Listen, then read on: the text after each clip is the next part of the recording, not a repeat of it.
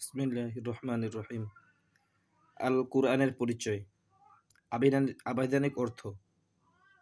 আল কুরআন আরবি শব্দ কোরআ কিংবা করনুন শব্দ থেকে উৎপন্ন।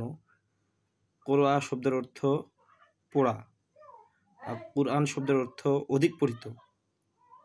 আর করনুন থাকা শব্দ থেকে আসলে কুরআন শব্দের অর্থ হয় সর্বাধিক মিলিত ও সংযুক্ত। যেহেতু আল কুরআন মাজিদ সর্বাধিক পঠিত গ্রন্থ এবং এর আয়াতের অর্থের মাঝে পারস্পরিক মিল রয়েছে, তাই এর নাম আল কুরআন।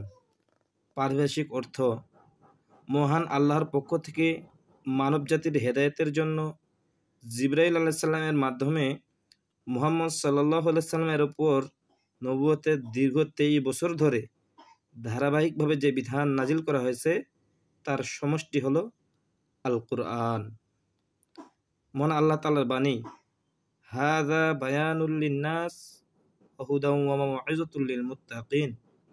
এটা মানুষের জন্য সুস্পষ্ট বর্ণনা এবং আল্লাহ বিরুদ্ধের জন্য পথপ্রদর্শক।